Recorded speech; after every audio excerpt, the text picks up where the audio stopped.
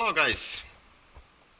So, this week Aristoteles from Kuno Simulationi decided to write an open letter to the forum saying that he wants to see more some in-depth threads about the physics engine, driving techniques, car setuping, some secrets of the tracks, because there are so much the physics engine of Assetto Corsa is so deep that there are lots of things people don't talk about it on the forums. So I decided to took the challenge. And how I'm gonna do it? I'm gonna do a setuping guide. This is not going to be very interesting for those who already knows how to set up cars, especially this first one. So I'm probably doing another one with more advanced car, but this time I'm staying with Audi Sport Quattro Step 1. So some kind of driving technique things, not talking much about those, but one thing you want to know before you hit the track, because you want to be on the right gear when you're exiting a corner. So the first thing you want to do is to take a closer look to the power graph in the main menu. So where do you know which gear you should engage when you exit a corner? So there you can see the torque graph, and you can see the maximum torque starts from around 4,500 RPM. So you want to be around here when you exit a corner, because you don't want to start too high, because you are losing time by shifting gear on the exit. So, but that's all about the power graph. Let's hit the track. The track I'm using for the setup is Mugello, because this is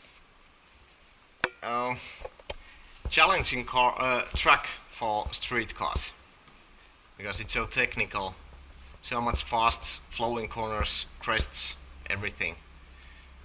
So what we already know about this car, we know its engine placement pretty much sucks. It doesn't suit for track at all, I think. But we want to make sure how the default setup is working on track. So let's go.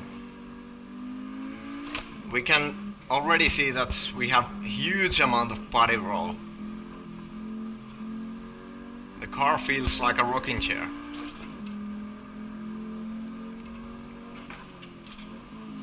But how it's affecting the handling?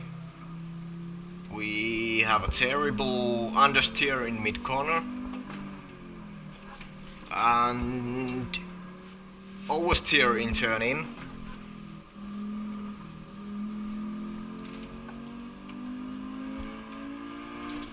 This pretty much does everything wrong with the default setup.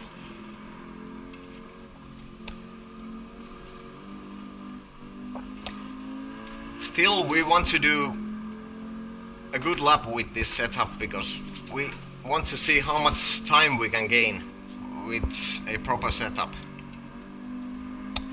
So I'm not very familiar with this combo, but I think we can get some decent lap, because this car is pretty easy to drive reasonably fast.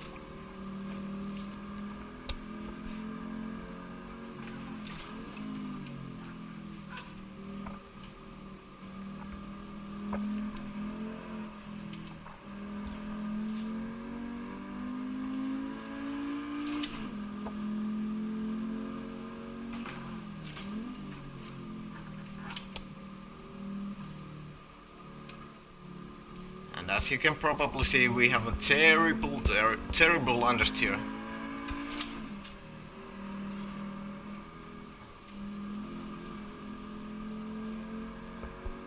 Which is not surprising at all.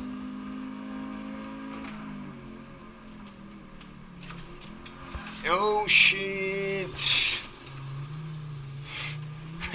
That wasn't a good thing.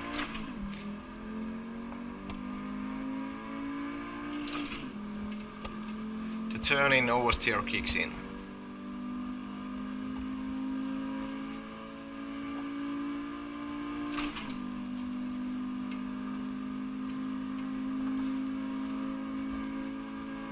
Okay, where do I have to brake? 150 meters, probably. Not bad. This is probably third gear corner.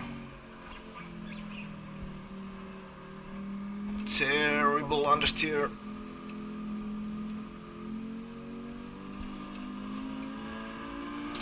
Can't go into the throttle early enough because of that mid-corner understeer. Makes things extremely difficult.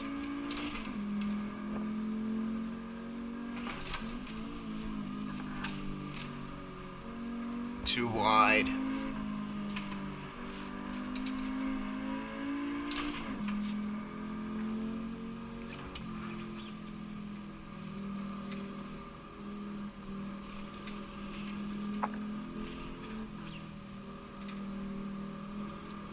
This is terrible with default setup. How can anyone drive this car with the default setup? We have to do another lap because this is going to be so slow.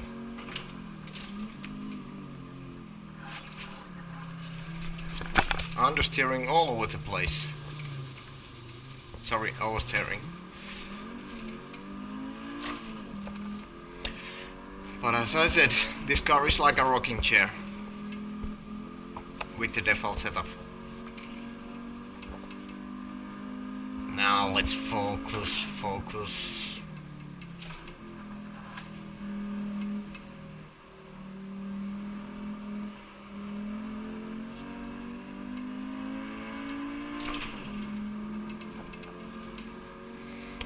Oh, another try.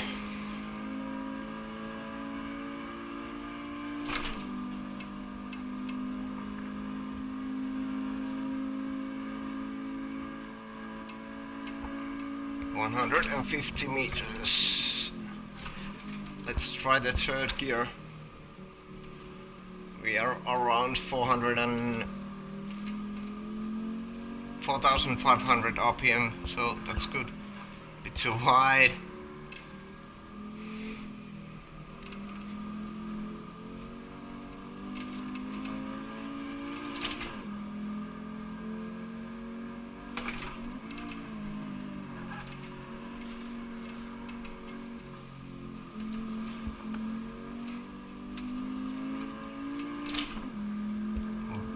This is actually pretty expected. It's not easy to do a clean lap with the default setup at Mugello.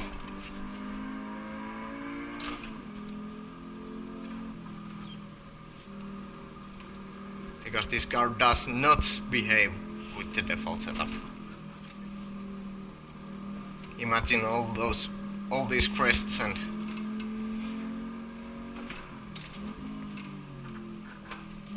so we have to be a bit careful.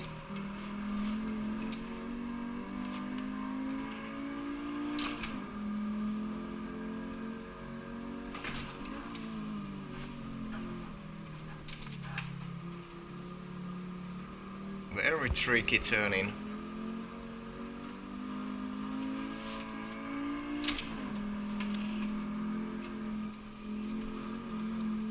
I had to lift.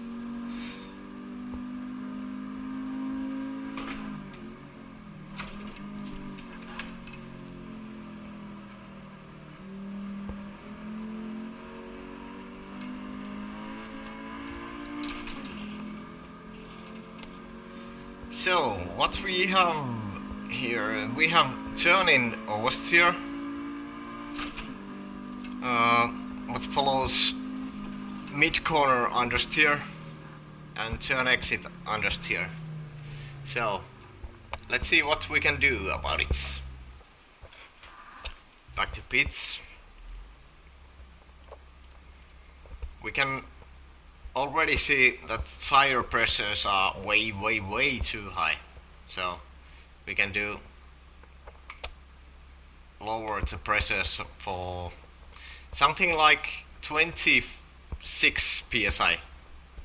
It's usually with semi-slicks the good value is somewhere between 24 psi and 28 psi.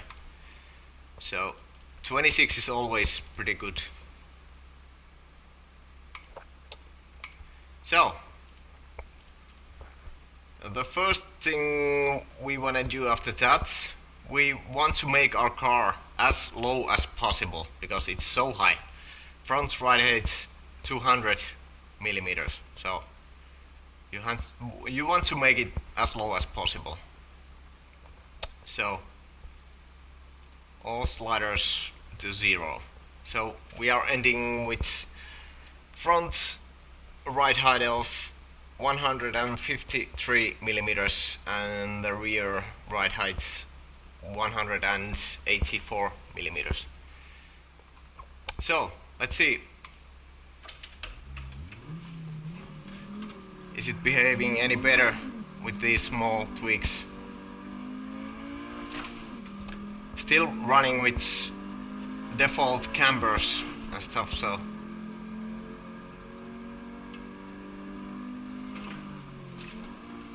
we can already see that it's behaving a lot better. So much more cornering grip.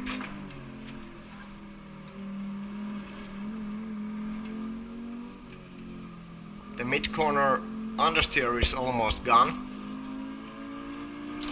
It feels actually pretty agile already. And we haven't even touched for the cambers. So far so good.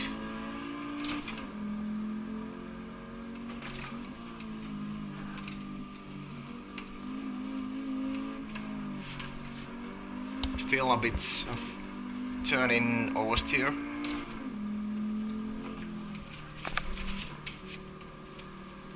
A bit too much, but the most important thing is that the car is much more agile. So I know already that we can still make it a lot better with the camber adjustments, so I'm not going to try even a single lap with this setup. We know we got it so much better, but now it's time to do some camber adjustments. So camber is a bit tricky one. Usually with the street cars, according to Aristoteles, today's semi-slicks are able to handle -3 degrees of camber. So that said, with street cars you pretty much want to max out all the possible camber you can get. But with the Audi, this is a bit different actually, because when you lower the car as low as possible, max all the camber, you end up with around 4 degrees of camber. But I did some tests at the skid pad. What is the best camber? And I think you can stay with the 3 degree camber, but you don't lose much. I think it's pretty much the same if you run 4 degrees of camber. So you probably get a bit more heat into the tires, and therefore it's usually a good thing with the semi-slicks with street cars, because they don't get much heat.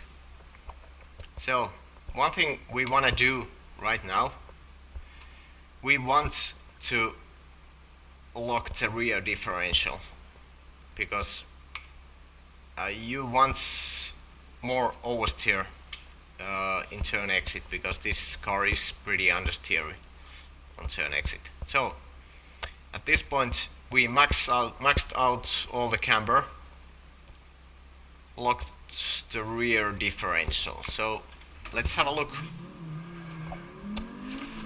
how it's doing now.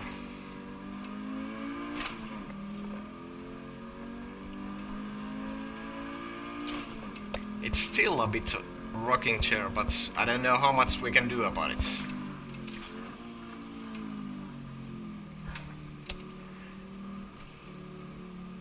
About the camber angles, when you are running some powerful rear wheel driven car, you probably want to use a bit less camber on the rear end, because the more camber you set, the less traction grip and braking grip you have. So if you are heavily traction limited, you might wanna try a bit slower camber angles. But as you can see, we have no turn-in oversteer. This car is really starting to feel good, actually. We have very neutral behaving car. It turns in nicely. A bit of understeer in mid-corner, but if you think how bad it was by default, this is really big step forward. Let's have a look how much we can improve our lap time.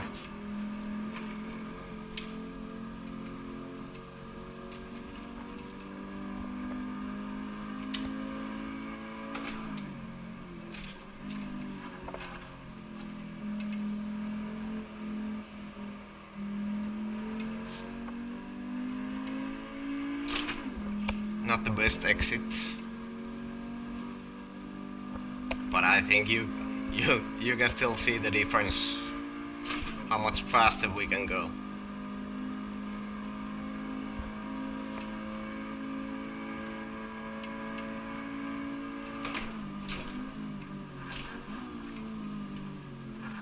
We can brake later.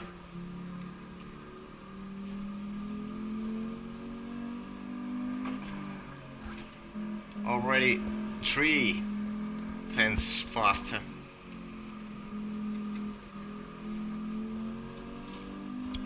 Six-tenths faster.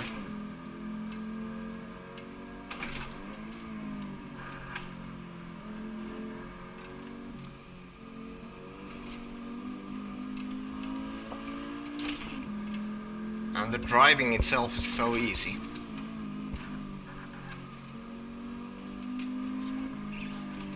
The car is just doing things you want.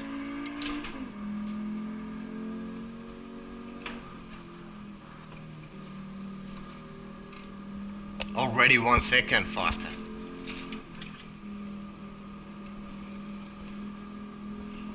This is so much better.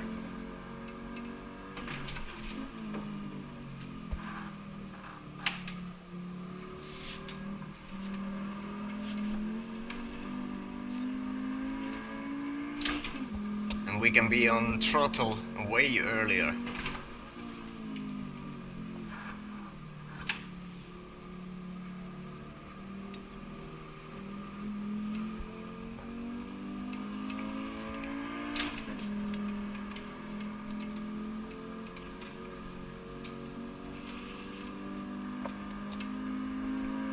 .8 seconds already.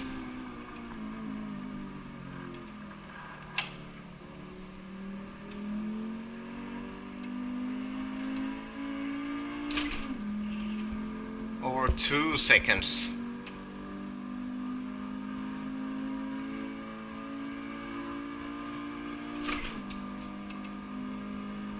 Okay, so we took something like 2.2 seconds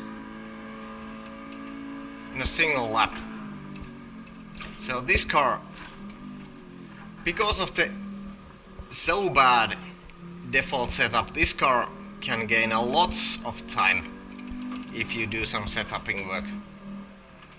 Okay, but let's try what we can do more, because I think we still have some things we don't like, because it is still a bit rocking chair, this car.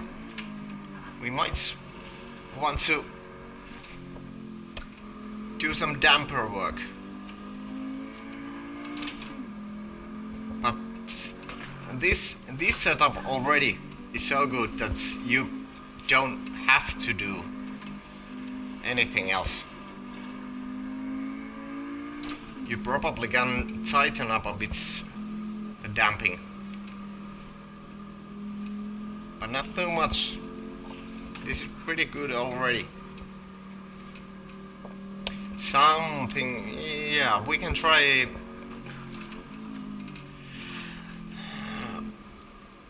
to do something with the wheel alignments too, so with the toe.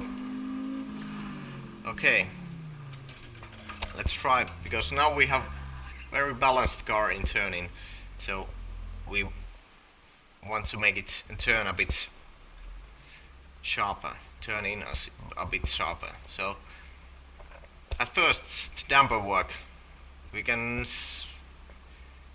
want the car to roll too much when we are braking and turning. So I'm gonna tighten up a bit rear rebound, because rebound is the value that controls how quickly the strut can extend, and therefore when we are tightening up the rebound, we are limiting how fast the body mass moves into the front axle. We want as well to tighten up a bit front rebound, and one click for the bump. Still one click to rebound. So, and now we take a look the toe angles. We have positive 0.13 in front. We might want to try something close to zero, probably a bit on the negative side. So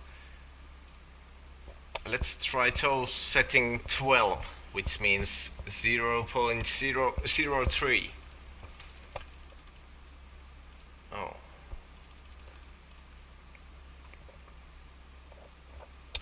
And at back we are 0.1, and that's, I think it's pretty good. We don't have to do much about it. Okay, let's try another run.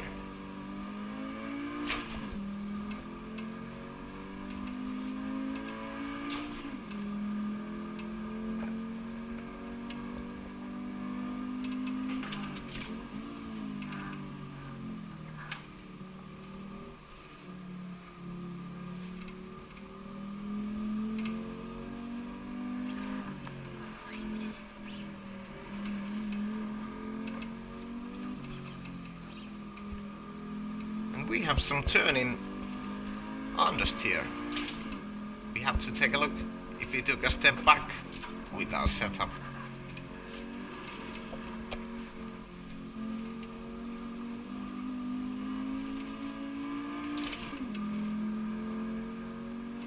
Because sometimes the body roll is a good thing, because then you can load your front tires and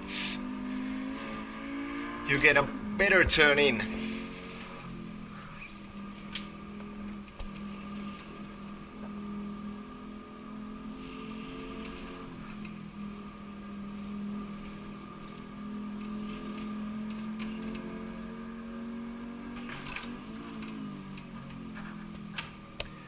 as I said before, you don't have to touch damper setup at all because it's pretty good already by default.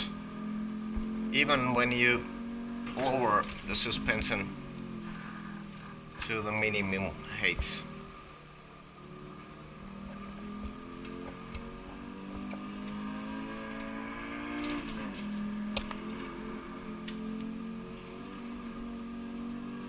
But the dampers feels great still, so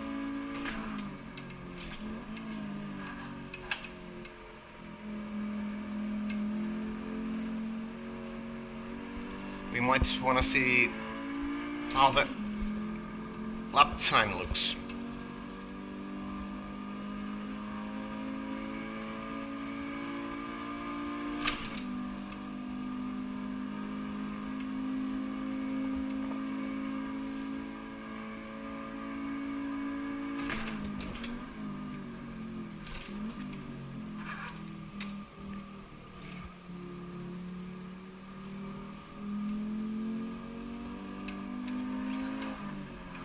It's very easy to brake.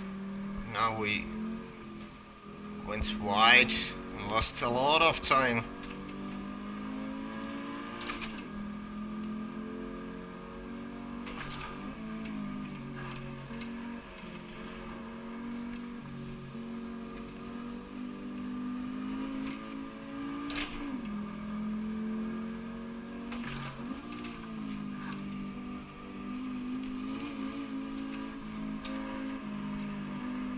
Okay, so we have a bit more understeer in turning,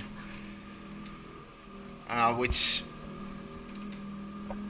is not probably a good thing, but we have still even more neutral behavior. So the car is pretty much equally fast, but it has a bit more turning understeer. So how you like it, it depends. Do you want to touch for the dampers or not?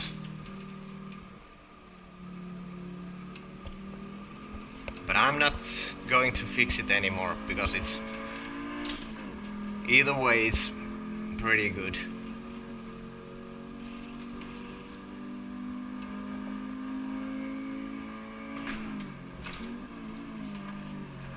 We might want to see what kind of lap time we get.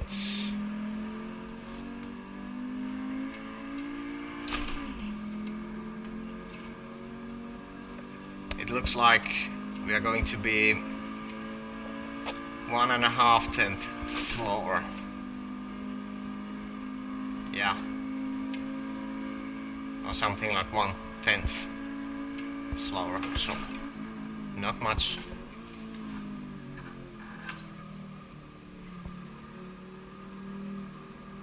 Let's try another lap, because we took a terrible mistake in this corner. A lot better now.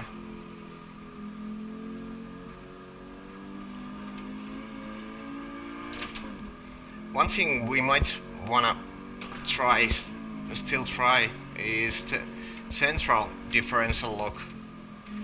Should we enable it or not?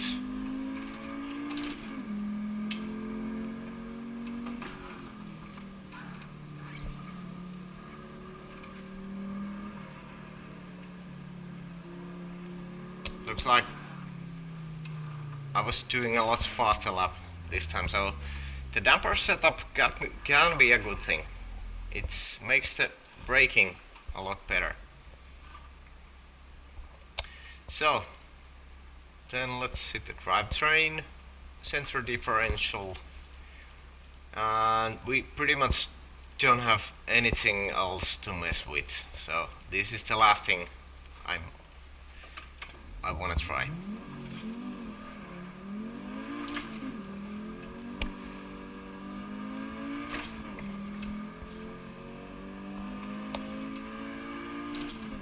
We might have a little bit more turning understeer. Not sure about that, but it can be.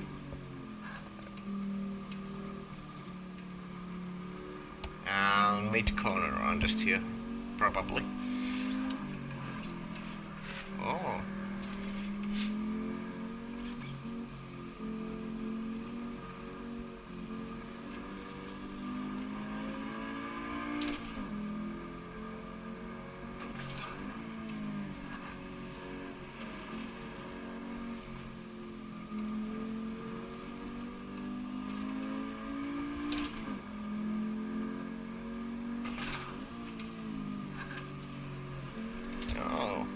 oversteer. Strange.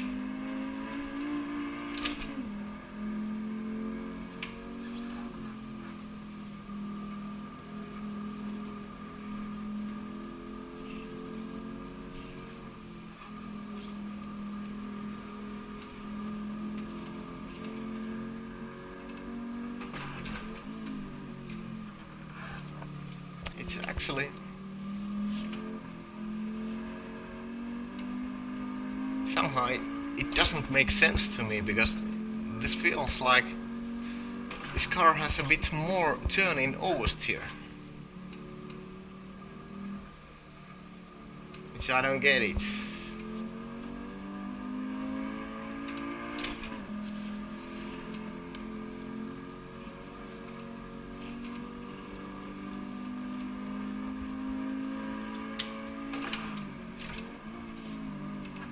Let's try to do a fast lap with the setup.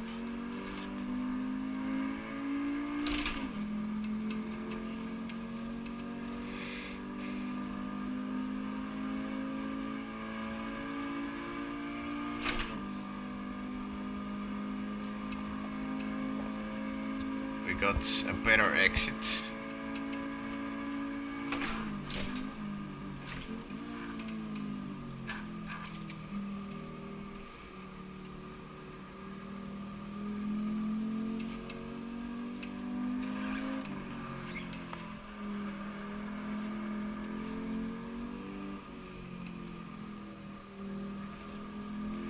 It feels like now we have turn in oversteer and mid corner understeer, so a bit similar situation from where we started.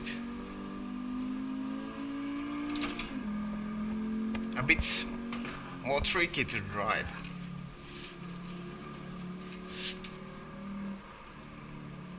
That corner, that should have taken in 4th gear actually.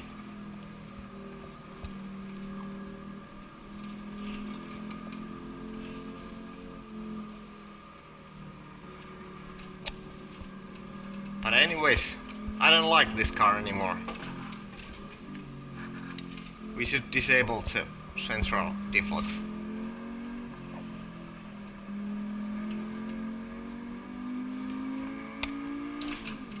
You don't have the same kind of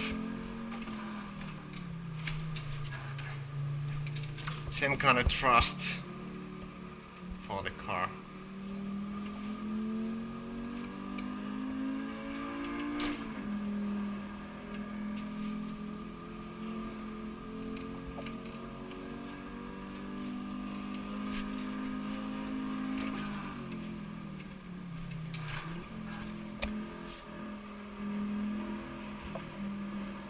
When the diff lock was disabled, the car was so balanced, but now it feels like it has its own will. You have to be more careful with your inputs and stuff, so this is pretty much it.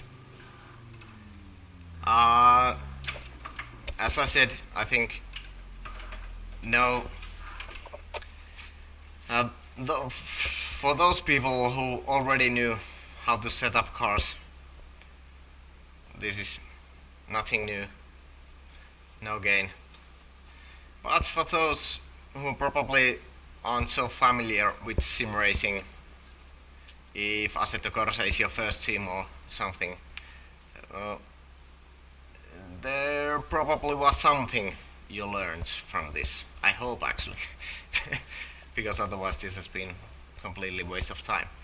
But anyways, I will do probably another one with more advanced car, probably with McLaren MP4 12C GT3, which is car which is a bit tricky to set up. It has some things you should know. But anyway, that's all for now. and see you next time. So.